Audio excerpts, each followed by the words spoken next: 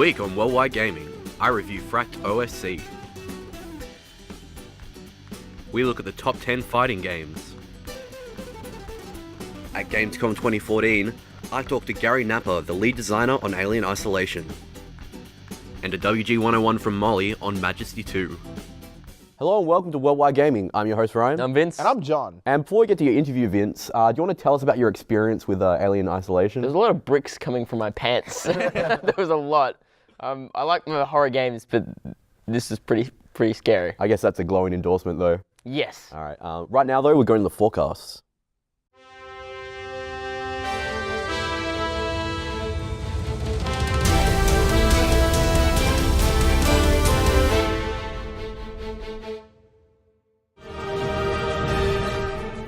Medieval skies look to be mild in the upcoming Kingdom Come Deliverance. We've given it a 0. The game is arriving on PC, PlayStation 4 and Xbox One in 2015. What the hell's the ladies? What churls would do such devilry? Take as many men as you need and ride there. Find those knaves and bring me their head.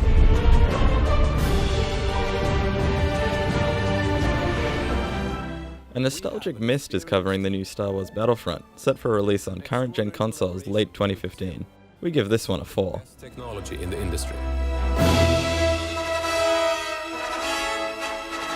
But above all, it is our passion for Star Wars that will bring this legacy to life like never before.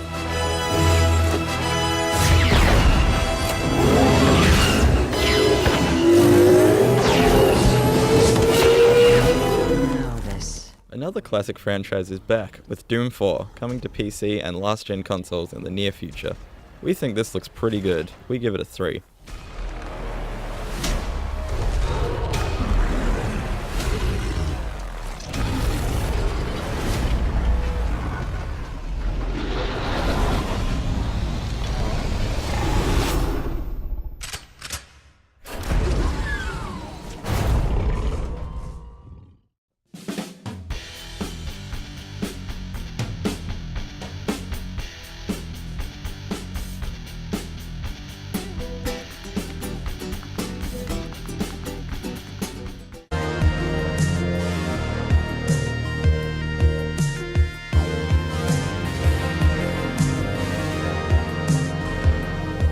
One way for a game to easily grab my attention is to use music and sound as a primary mechanic.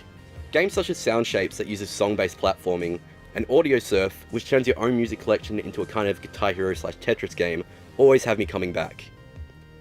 Particularly, I really enjoy not only experiencing the game itself, but seeing what I can make within the game.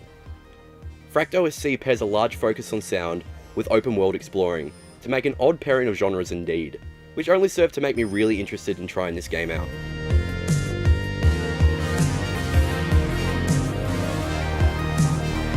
Fract isn't your typical game.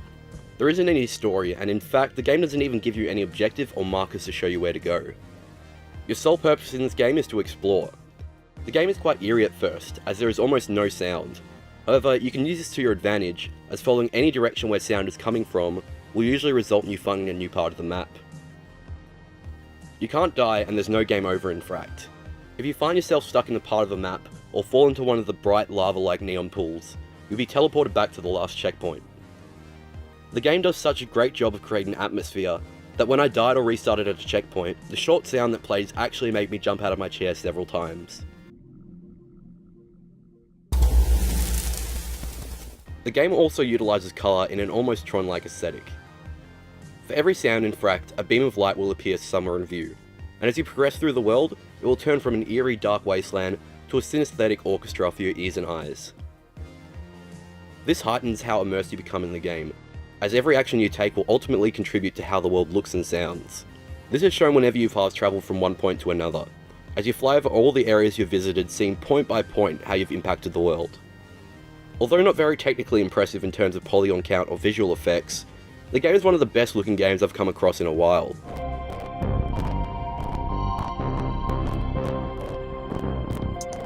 The world is split into 3 regions, marked as neon pink, neon blue, and neon green. Within each region is a number of puzzles to solve, with each region having its own unique style. Take for instance the blue region. Most puzzles are about bending light from one source to reach another, whereas the green region is all about using sound and rhythm to fill up floating orbs in the sky. It's nice to see that very minimal knowledge of music theory is actually needed in this game to progress, and most puzzles can be solved just visually or with a little trial and error. That is until you play around with the quote-unquote title screen.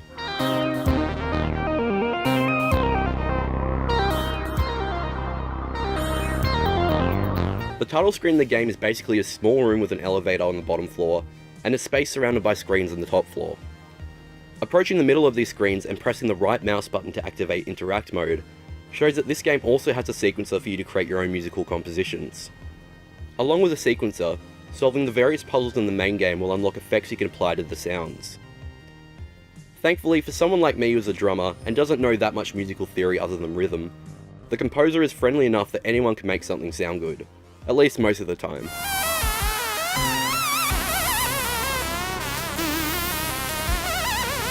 Also, without giving away how to get it, the effects you can add start out quite basic, but end up becoming much more complex.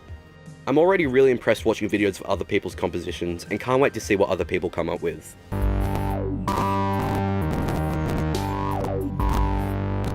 Unfortunately, when you unlock an effect or a module in the main game, there is a pop-up text box to tell you that it's now available. I found that this actually took me out of the game, as these are the only times where information is communicated to you through text, rather than lighting or audio cues.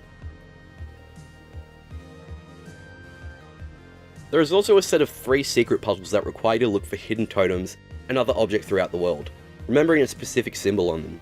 If you have seen them, but didn't write them down in a notepad, you're out of luck, as they are definitely needed to pass these secret puzzles.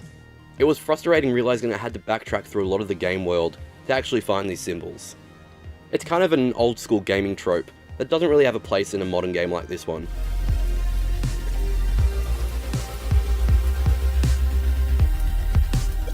Not being a traditional game, the thought of playing games like Fract OSC may be scary or uninteresting to a lot of gamers. But if you have any interest in music or exploring worlds, I strongly suggest you give this a go, as it's simply just a pleasure to be in the world.